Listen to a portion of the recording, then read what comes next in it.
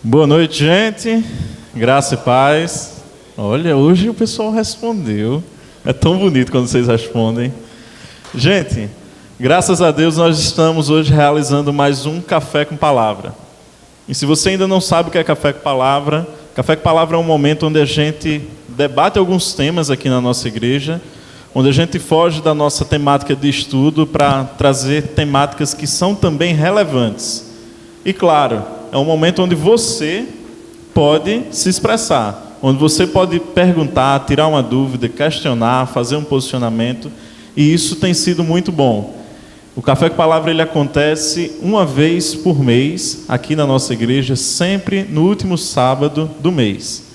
E hoje nós vamos tratar de mais um tema que é relevante para a nossa vida como cristãos, para a nossa vida como sociedade também. Nós vamos tratar sobre o calvinismo e ou o neocalvinismo. E para isso eu gostaria de convidá-los, Anderson Paes e William Nascimento, que estarão conosco hoje, para que a gente possa conversar um pouquinho sobre esse tema. E eu sugiro que vocês tomem nota desse primeiro bloco, das perguntas dirigidas que eu vou estar fazendo a eles, para que no segundo bloco vocês possam estar interagindo com a gente, tirando algumas dúvidas, certo? Então, rapazes, sejam bem-vindos, já tomaram assento, muito bem. Antes de mais nada, eu queria que vocês se apresentassem. William, por favor, você começa dizendo de onde vens, para onde vais e quem és tu. Boa noite a todos. Meu nome é William, como foi apresentado. Eu sou da igreja do Betel Brasileiro e o Anderson me convidou para estar falando aqui um pouco para vocês sobre esse tema. Eu não sou nenhum especialista, nenhum monstro do saber, nem nada, mas há um tempo já, uns anos que eu tenho me interessado em ler sobre essa área, principalmente sobre o neocalvinismo, e eu acho que posso estar contribuindo um pouquinho aqui. Legal, seja bem-vindo, e a gente já agradece, né, porque você aceitou o nosso convite aí de bate-pronto, e glória a Deus por tua vida. Anderson Paes, graça e paz, meu irmão, diga aí. Paz, paz, pessoal. Boa noite a todos. Meu nome, vocês já ouviram, né, várias vezes, Anderson Paes. Tá aparecendo aqui um negócio meio Serginho Grosso, eu tô olhando assim pra Garnier, dei uma incrementada aqui, diferente. Eu só tenho que emagrecer uns 45 quilos, né, e quem sabe a gente chega lá. Pode ser o Jô também, né? É. Pessoal, alguém tira esse menino daqui? Isso é só a apresentação. Deixa eu pegar minha caneca aqui, já que eu sou o Jô, né, não tem jeito. Meu Deus. Bom, então eu congrego aqui na igreja, para quem não me conhece, estudo Direito na Universidade Federal e não sou também nenhum monstro do saber, né? Isso é fake news. Bom, mas é isso. Então, estamos aqui para contribuir com vocês o máximo que a gente puder. Legal. Então, a gente vai começar aí já com a nossa primeira pergunta relacionada ao tema. Uma pergunta básica, mas que é necessário a gente fazer para introduzir, dar essa noção do que a gente quer tratar e trabalhar um pouquinho nesta noite com vocês, certo? Anderson, o que foi o calvinismo e por que surgiu o neocalvinismo? Eu acredito que grande parte de vocês já ouviram falar no calvinismo, até porque estamos na igreja presbiteriana calvinista. Mas e o neocalvinismo? De onde surgiu? Como é que foi essa história aí? Bom, vamos fazer uma rápida viagem na história. Século XVI, na segunda metade do século XVI, Calvino, que era francês, começou um ministério que teve um momento em Genebra, depois ele foi expulso de Genebra, depois ele retornou para Genebra de novo, mas que, em geral, ele trabalhou sua teologia lá na cidade de Genebra. E daí ele é importante pelo fato de que ele sistematizou as doutrinas bíblicas em um momento em que Lutero já tinha perdido muito espaço, Zwingli já tinha morrido e a igreja protestante à época estava muito esfacelada, digamos assim, como movimento. Calvino, então, ele como estudioso das escrituras, ele começa a sistematizar o ensino bíblico, né, e separar por temas e tudo mais. Isso vai dar na conhecida Institutas da Religião Cristã, uma espécie de teologia sistemática ou bíblica, depende da perspectiva, mas ele organiza isso e começa esse movimento que é chamado de calvinismo histórico. Então, quando Calvino começa esse movimento, ele consegue unificar, de algum modo, alguns grupos que estavam bastante divididos do protestantismo e consegue dar um norte para o protestantismo e torna-se, nesse sentido, muito importante em sua influência missionária e teológica, também social, naquele contexto que ele estava vivendo. Então, são linhas gerais, né, do calvinismo histórico, seu surgimento. O que acontece é que já no século depois, no século XVII, quando muitas igrejas começam a ser formadas, inclusive começam movimentos mais fortemente dos puritanos, que eram calvinistas ingleses, você tem os huguenotes, que eram calvinistas franceses, enfim. Esses movimentos começam a proteger a igreja, fazendo confissões reformadas. Então, calvinismo ele é muito usado, é muito sinônimo, né, em geral, assim, a gente pode dizer por linhas gerais, do termo reformado. É importante dizer que o grande debate calvino, teológico à época dele, era sobre a Santa Ceia do Senhor. Só que com o tempo, a ênfase foi dada muito fortemente na questão da predestinação, que é o que nos chega. Você é calvinista? Você está perguntando se acredita na predestinação. Mas isso foi um desenvolvimento dos calvinistas, mais à frente, né, que deram essa ênfase por questões outras.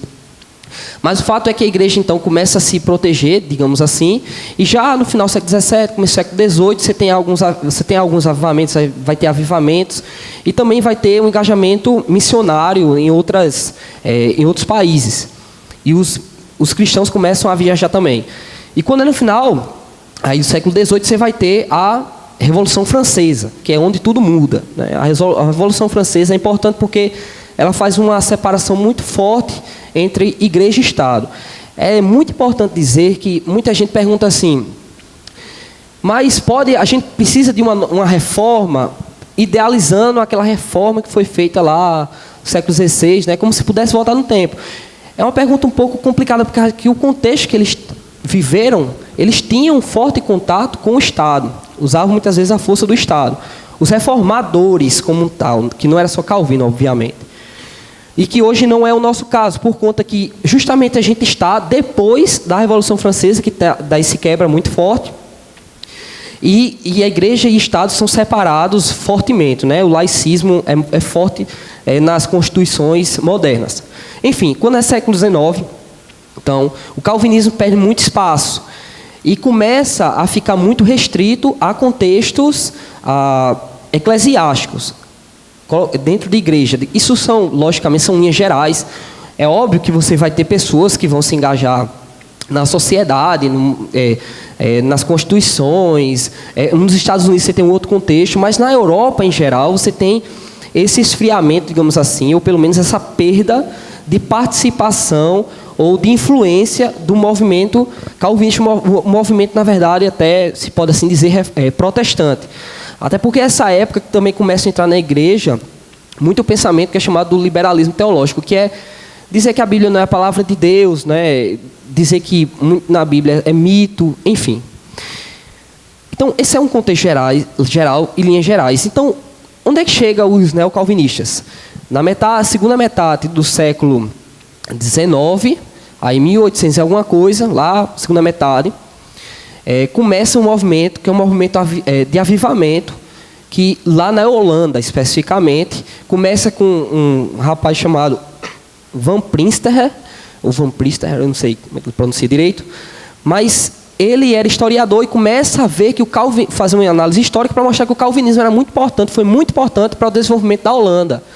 E ele doa a sua vida para fazer com que o calvinismo volte a ter importância na sociedade. E ele vê o calvinismo não como predestinação. O que é calvinismo? Não é só predestinação, é um aspecto do calvinismo, mas é um aspecto. O calvinismo começa a ser visto como uma cosmovisão teológica e social. Isso eles foram chamados de neocalvinistas, por conta de algumas ênfases. Lógico, esse termo surge como uma maneira de desdenhar, para dizer, vocês não são só calvinistas nem nada, vocês não seguem Calvino, calvinismo histórico, lá o movimento hermenêutico, lá do século XVI, não. Só que isso, com o tempo, eles pegaram a propriedade. Não, realmente, eles começaram a desenvolver. E essa é que é uma questão, né? O calvinismo, o neocalvinismo, ele é mais uma espécie de atualização ou desenvolvimento do calvinismo histórico, ok? Entendem, pessoal? Então, a gente vai, com o tempo aqui, logicamente, falar das ênfases de cada um e vai ficando mais claras as diferenças. Mas, historicamente, linhas gerais, a gente tem isso. Quando no século XIX, essa reação de calvinistas começam a reformular ou a desenvolver e atualizar o ensino de Calvino, certo? Para o contexto social e eclesiástico que eles estavam fazendo, porque eles estavam resistindo ao modernismo, que estavam adentrando a igreja, e também à teologia que relativizava as escrituras, a teologia liberal, ok?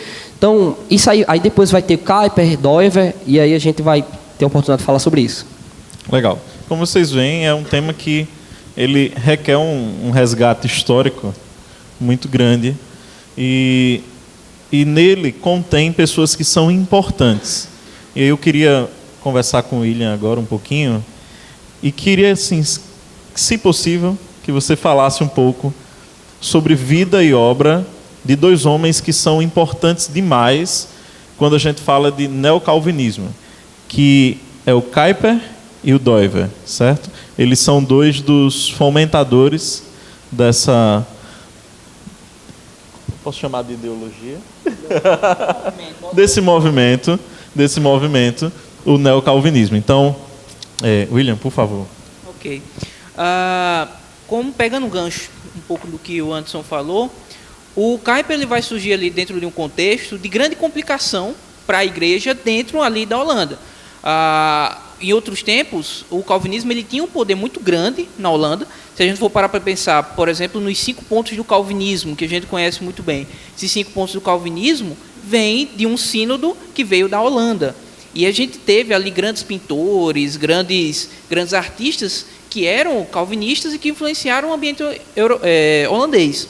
Mas o que estava acontecendo na época de Doiver era, primeiramente, essa luta com o liberalismo teológico, né, que corroeu, basicamente, os fundamentos da igreja ali naquele ambiente e que estava fazendo com que o movimento reformado perdesse a sua atuação pública, a sua atuação na política, nas artes, diversos movimentos. E o Kuyper ele tem uma história interessante. Primeiro, ele, de certa forma, ele foi fruto do que estava acontecendo naquela época. Ele nasceu de uma família religiosa, estudou teologia durante muito tempo, se tornou pastor, mas um dado interessante sobre Kuyper é que ele era um pastor ateu. Ele se tornou pastor, mas ele ainda não era crente. E usava lá de uma teologia bem errônea dentro das suas pregações. A própria congregação percebeu que o Kuyper não era crente e começou a orar pela conversão do Kuyper. E aconteceu que o Kuyper se converteu através da oração dos membros da sua igreja. E foi aí que ele teve todo aquele movimento de resgatar aquelas doutrinas antigas, mas de enxergar que tudo aquilo dali tinha diversas aplicações teológicas. O calvinismo é um movimento teológico, não apenas no que diz respeito à doutrina da salvação, à predestinação, etc., mas todo o movimento litúrgico, sobre ceia e etc. Mas o Kuyper ele começou a perceber que aquilo ali tinha muita aplicação no ambiente público e cultural daquela época. E ele começou a ter essa visão de que o calvinismo ele poderia ser não apenas um movimento teológico, mas uma visão de restauração, de transformação e de renovação daquela cultura, restaurando aquelas bases teológicas antigas, fazendo com que aquela cultura revivesse. Então, ele foi um homem bem prático nesse sentido, porque ele entendia que o calvinismo deveria ter atuação em todas as áreas da sociedade, e ele literalmente teve atuação em boa parte das áreas da sociedade.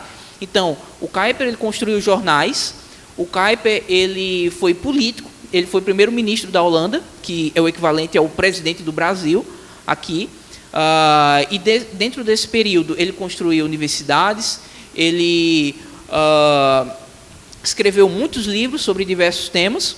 Eu acho que dos mais importantes a gente poderia colocar o tratado dele sobre a graça comum, esse tema da graça comum que a gente toca bastante hoje em dia. Isso foi bastante desenvolvido por ele, diversos tratados.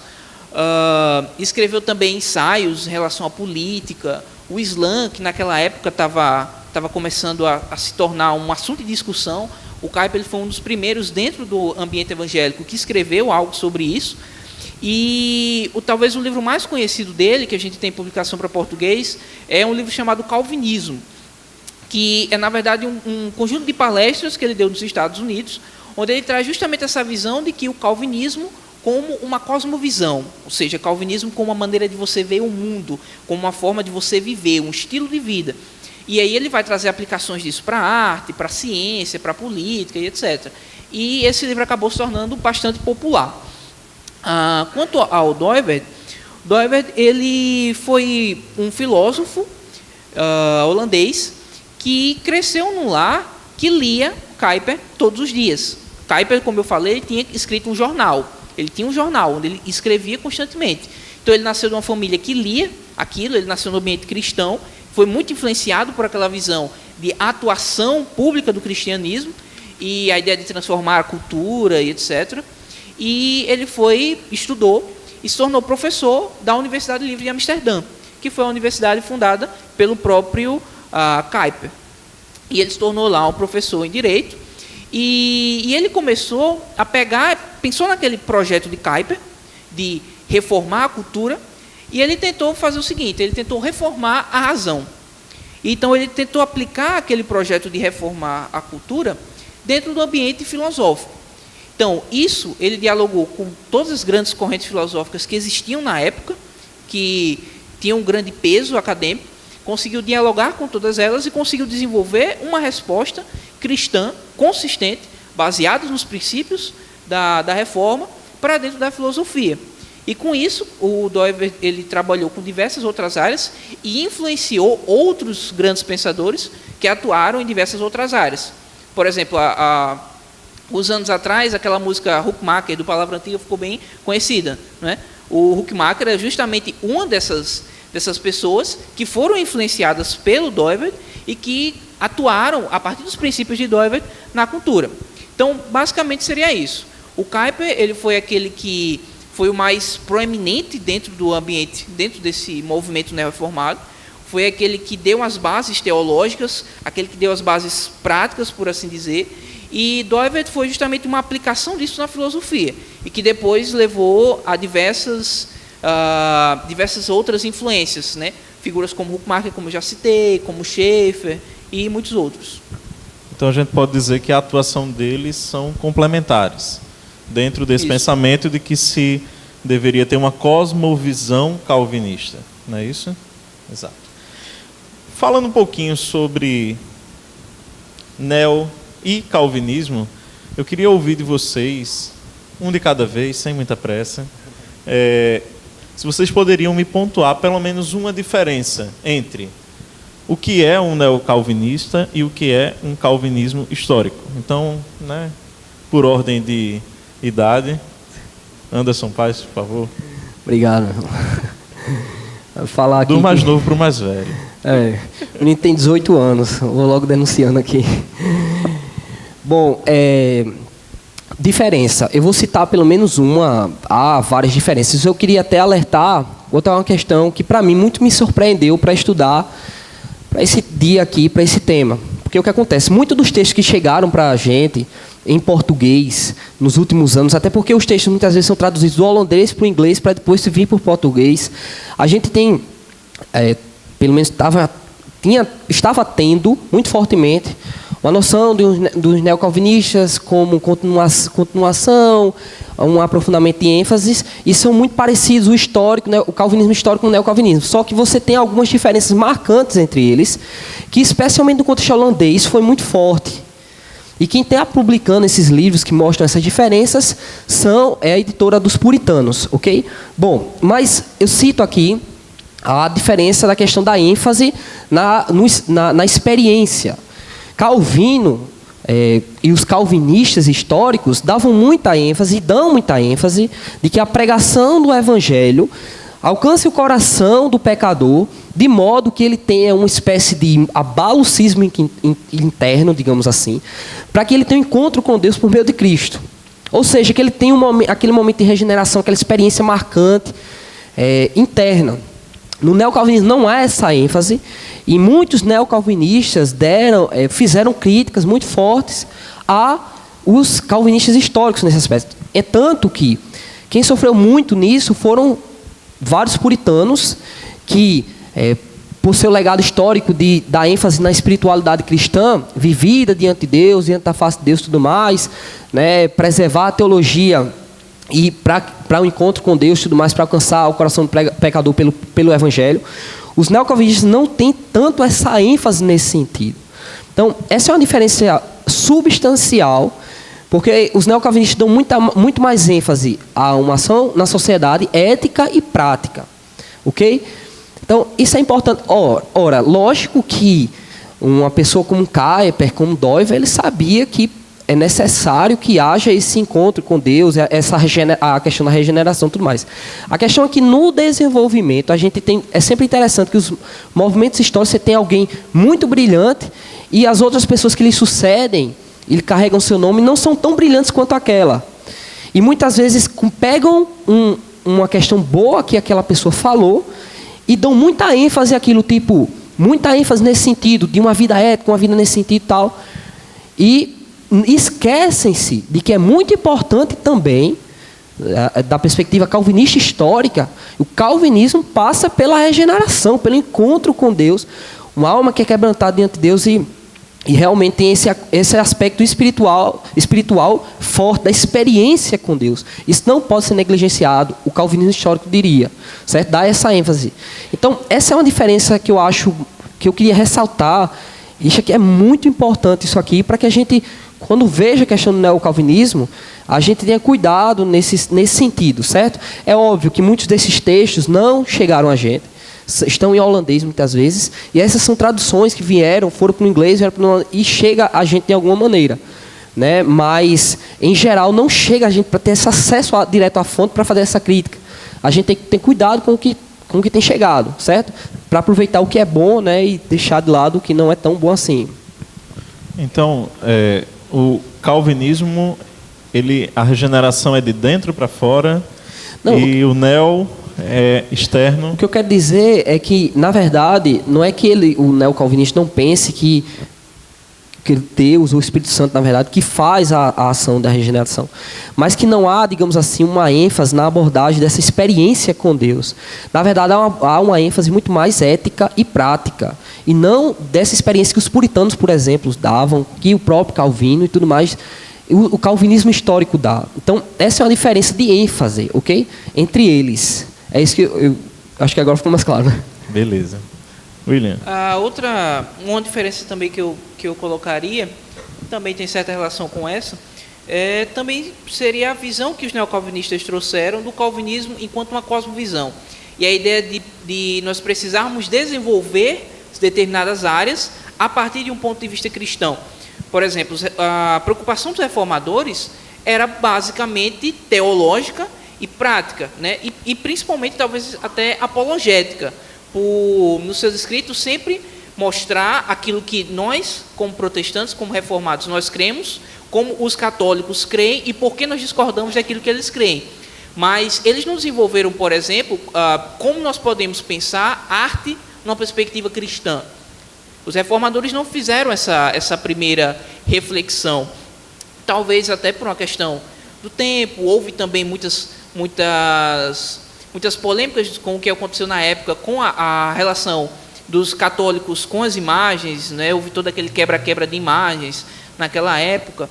E os reformadores, o neocalvinismo, ele já trouxe uma visão de você não rejeitar aquilo, mas de você pensar como um cristão pode atuar em cima daquilo.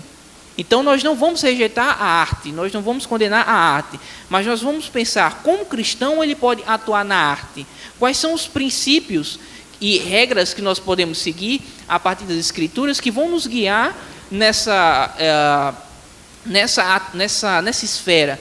ou de igual modo nas questões econômicas, em questões políticas, em questões de mercado e etc. Como cristão, ele pode atuar nessa área. Os reformadores, claro, trouxeram certos princípios práticos também. Calvino ele tem certos princípios que ele aplicava para negócios, aplicava para famílias, etc. Trouxeram alguns princípios práticos. Mas eu acho que o neocalvinismo ele pôde sistematizar isso e pôde pensar numa filosofia por trás para poder pensar através dessas coisas. Então, eu acho que essa é uma diferença importante também. Você acredita que o fator tempo e contexto colaboraram para isso também? Sim, com certeza. É importante a gente compreender que, por exemplo, nós colocamos o nome calvinismo, né? E aí a gente pensa que não. Então, o calvinismo está restrito à figura de João Calvino. Mas não.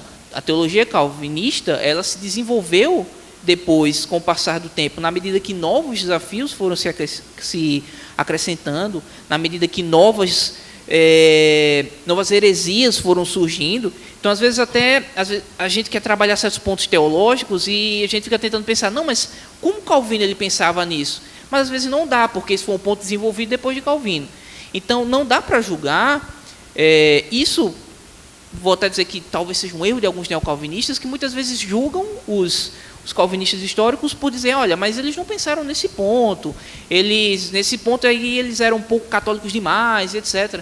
Mas não dava para julgá-los por causa disso. Eram desafios diferentes. Kuyper ele já estava presente no mundo pós-Revolução Francesa, pós-Iluminismo, com um monte de ideologias surgindo, com um monte de novos problemas. O Calvino não teve que enfrentar um problema com o liberalismo teológico. Então, ele nunca ia pensar em dar uma resposta para um liberal, porque ele não teve que enfrentar esse problema.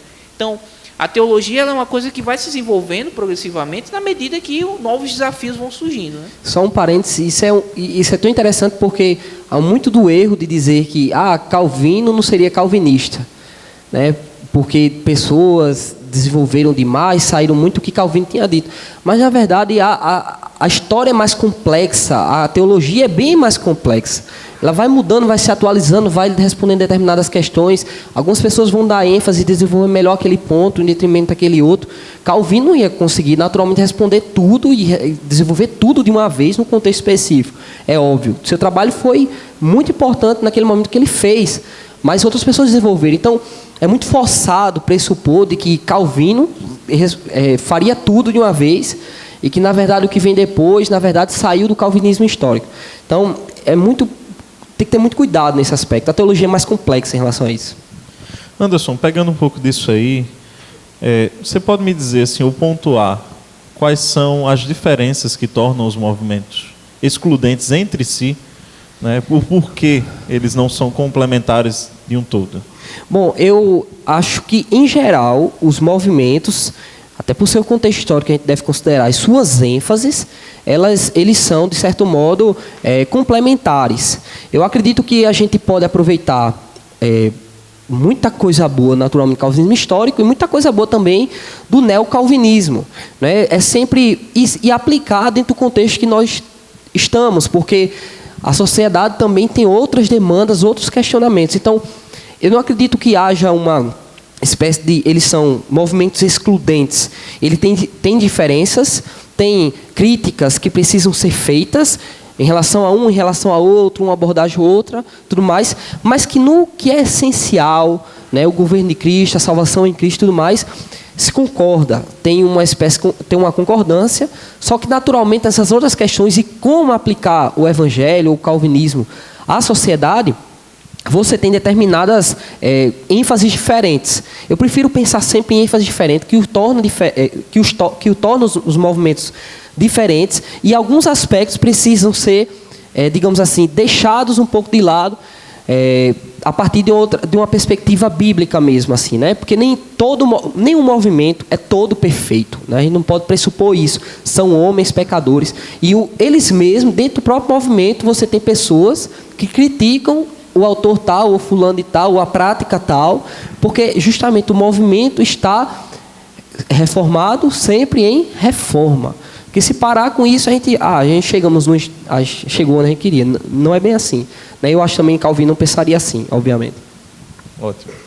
William, Anderson falou um pouquinho sobre as ênfases de cada um dos movimentos. E eu queria saber de você qual foi a contribuição que cada um desses movimentos deu em suas ênfases específicas.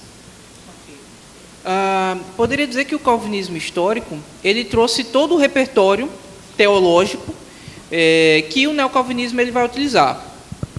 E o neocalvinismo, eu acho que a ênfase principal e que talvez que nós deveríamos aprender mais é de que o Kuyper trouxe de redenção cósmica. Como assim redenção cósmica? A ideia de que a salvação e a redenção elas não se aplicam simplesmente à alma individual das pessoas. Você, por exemplo, se converteu, então você foi redimido por Cristo, glória a Deus por isso, mas você vai ter uma vida por aí fora. Você vai produzir cultura de alguma forma, ou você vai trabalhar, seja lá do que for, ou você vai se envolver com a política, você vai ter uma família e etc. E a ideia é, todas essas esferas, todos esses modos como nós nos envolvemos na sociedade, tudo isso precisa ser redimido por Cristo. Então, é uma ideia que se tira muito, por exemplo, do texto de Colossenses, quando Paulo fala que em Cristo todas as coisas estavam ali sendo redimidas, de forma que a redenção, a crucificação de Cristo foi operado por tudo. Por tudo não no sentido de todas as pessoas, sabemos muito bem disso, mas tudo no sentido de todas as formas como nós nos envolvemos com a sociedade, como todas as esferas. Então, se pararmos para pensar, por exemplo, a família. A família foi criada por Deus no Éden, com papéis específicos, com propósitos específicos. Então, é algo que Deus ele conclama para si. E ele diz, olha, eu tenho o direito de dizer o que é a família, de dizer o que deve fazer a família e etc. Então, a partir dessa ênfase, é que a gente deve tirar para nós a aplicação de entender que não existe uma área separada. Eu não sou religioso, eu não sou cristão, simplesmente quando eu estou aqui na igreja, quando eu estou orando, quando eu estou escutando Aline Barros ou coisa parecida, mas eu sou cristão em todo momento, em todo lugar, fazendo qualquer coisa que eu esteja fazendo.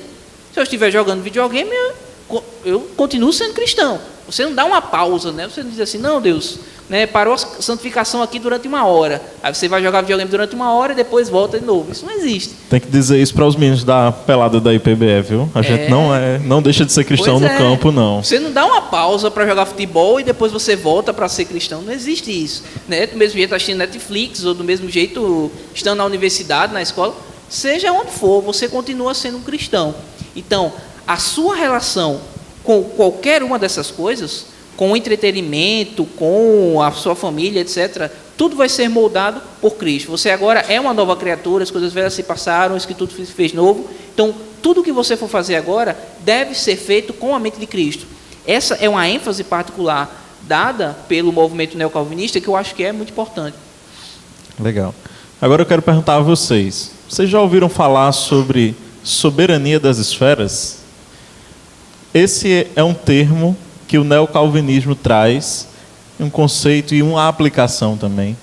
E eu gostaria de ouvir de vocês o que é a soberania das esferas, como ela funciona, como é aplicada, se aplica ao nosso contexto, se não se aplica, em linhas gerais, por favor. Bom, pessoal, o pessoal já se mexeu assim, teoria da soberania, o pessoal já fez assim, meu amigo, isso agora vai filosofar demais. Mas, na verdade, isso é um conceito muito importante para os neocalvinistas e que tem aplicações muito interessantes para o nosso contexto.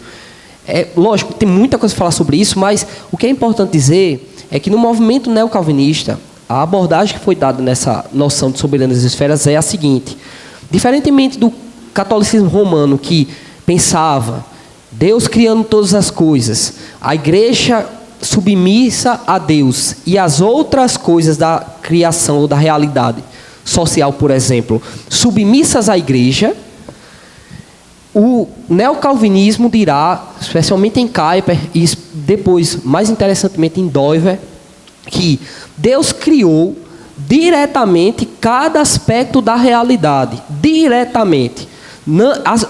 Os aspectos da realidade não estão submetidos à igreja nem ao Estado. Para ser mais específico, por exemplo, o que eles dizem é que a família, os negócios, o trabalho, o Estado, a igreja, estão todos em pé de igualdade diante de Deus, porque todas as coisas foram criadas diretamente por Deus, soberanamente. E que nenhum aspecto desse pode usurpar o outro aspecto da realidade.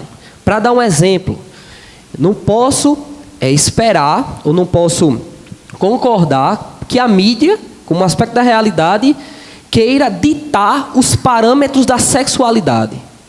Por exemplo, quando ela faz isso, está em desobediência à criação divina, porque a sexualidade é soberana, no sentido do seguinte, não é que ela é soberana por si, por cima de Deus, algo do tipo, não, mas que Deus soberanamente a criou e que Ele, por meio de Cristo, é que deve reger a sexualidade.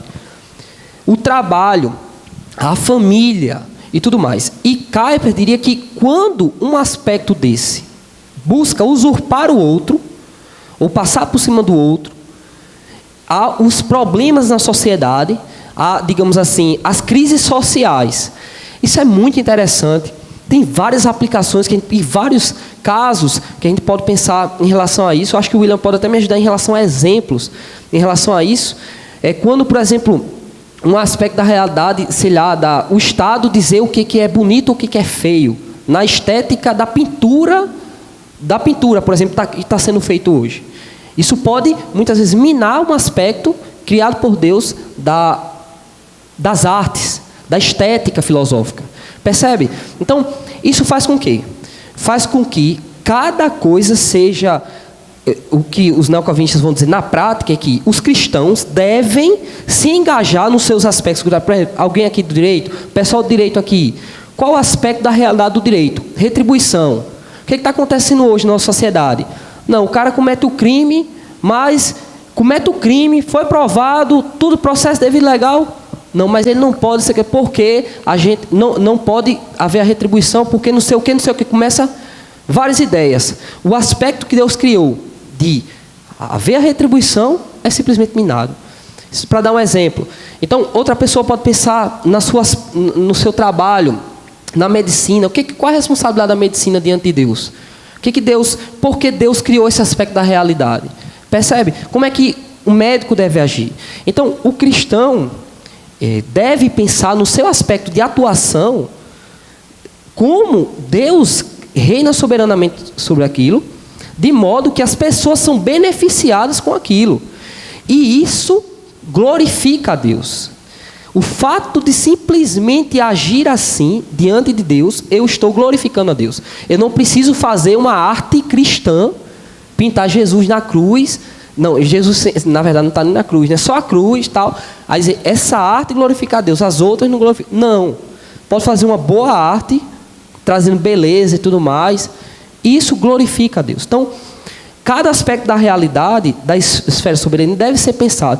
Lógico, isso aí é mais desenvolvido em Doiver, e naturalmente não tem tempo de aprofundar, porque Doiver é mais complicado nesse aspecto, mas em linhas gerais, a soberania das esferas dirá isso. E eu acho que é um aspecto bastante interessante para nós aplicarmos na nossa vida, no seu trabalho, na sua área de atuação, sabe? Quais são os limites? Lógico que cada coisa dessa está relativa à outra. O direito está relativo à família, está relativo aos negócios, né? Um toca o outro, mas um não pode usurpar o outro. Porque quando usurpa o outro, o que acontece? Um grupo é beneficiado de determinada esfera e o outro grupo, esfera da realidade, é simplesmente, muitas vezes, rechaçado, escanteado da sociedade. Percebe? Como isso é interessante? E qual é o papel da igreja nisso aí? Pregação do evangelho e administração dos sacramentos. Para abençoar os cristãos na sua atuação do mundo lá fora, em que isso vai glorificar a Deus. Deixa eu só fazer um comentário. Então, família é uma esfera, trabalho é uma esfera, igreja é uma esfera. É por aí que essas esferas elas devem estar sempre em mesmo nível. Por aí, William. Para a gente entender essa ideia de soberania das esferas, é só pensar naquilo que eu tinha dito anteriormente. Você vai sair daqui, você vai se envolver com diversas outras atividades Você tem uma família, você tem um trabalho, você vai no mercado fazer compras, você assiste séries, filmes, você ouve música, etc. Isso é o que se chama esferas. Porque o nome Soberania das Esferas é um nome bonito, um nome estiloso para dar nome no negócio. Mas é basicamente isso. Você vai se envolver com diversas áreas da sua vida. Tudo isso pertence a Cristo. E nenhuma dessas atividades pode tomar o lugar de outra. No contexto em que o Kuyper pensou nisso, dentro de uma aplicação mais sociológica e política, foi no tema da liberdade educacional. Ele queria poder dar liberdade para que os pais e para que a igreja pudesse se envolver na educação, né? Liberdade para escolas confessionais, etc. Então a ideia era, olha, a gente tem que ir para a Bíblia. Se todas essas esferas pertencem a Cristo, e se a Bíblia é a revelação de Deus, então a Bíblia tem aquilo que cada esfera deve fazer, tem o seu princípio particular para cada coisa. Então a gente deve voltar para esse princípio. Quem é o principal responsável pela educação dos filhos, biblicamente? São os pais. É os pais que são dados essa função. Lá em Romanos 13, Paulo vai dizer que o Estado tem a função de cuidar da justiça. Ponto. Então nós devemos voltar para esse fundamento e, dentro da nossa área de atuação, porque, como ele disse, se você está na área do direito, você está numa esfera de atuação, você está na esfera jurídica. Se você é um artista, você está na esfera das artes, e etc. Então, em cada área de atuação, nós devemos atuar nela, trabalhar nela, de forma que Deus ele seja glorificado, e de forma que os princípios bíblicos eles apareçam ali. E a ideia de soberania é simplesmente a ideia de que essas áreas elas devem ser independentes. Não independentes entre si, mas todas dependentes de Cristo. Essa é a ideia. Então, por exemplo, é muito comum, não sei se tanto aqui na igreja de vocês, mas em diversos outros lugares, as pessoas acharem que se você quer ser um músico, você tem que ser um músico cristão, um músico de igreja, no sentido de que você só deve tocar na igreja. Se você, sei lá, você quer ser um cineasta, né, você quer produzir filmes, então você só pode produzir Deus Não Está Morto, ou filmes sobre Moisés, sobre Jesus, etc. O Peregrino, né? O Peregrino, sempre tem que ser, né, isso repetido. Você não pode fazer um filme de guerra, né, um filme de romance, não. Tem que ser algum filme lá sobre Moisés, sobre Sansão, Maria, não sei quem. Sempre vai ser isso. A ideia quer dizer que não. A igreja tem sua área de atuação.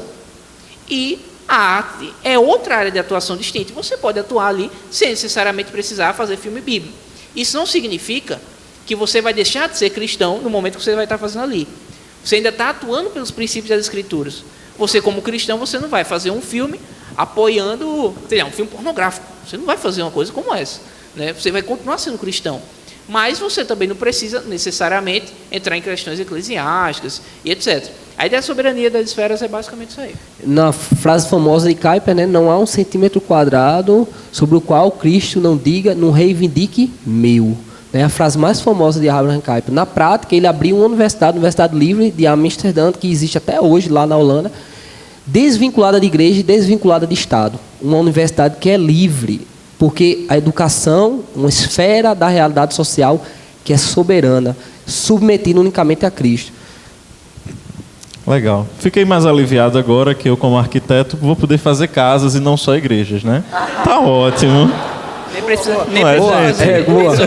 Nem precisa fazer arte, casa em forma de cruz, né? Não, né? Uma coisa assim. Graças a Deus estamos livres Garnier disso. Fazendo uma casa em forma de cruz ia ser massa, Garnier. Ia ser ótimo. Gente, a gente está encerrando o nosso primeiro bloco. Em linhas gerais, eu sei que é muita coisa, mas a gente vai chegar a uma conclusão ainda hoje sobre esse tema, certo, gente? Se a gente conseguir, a gente vai conseguir.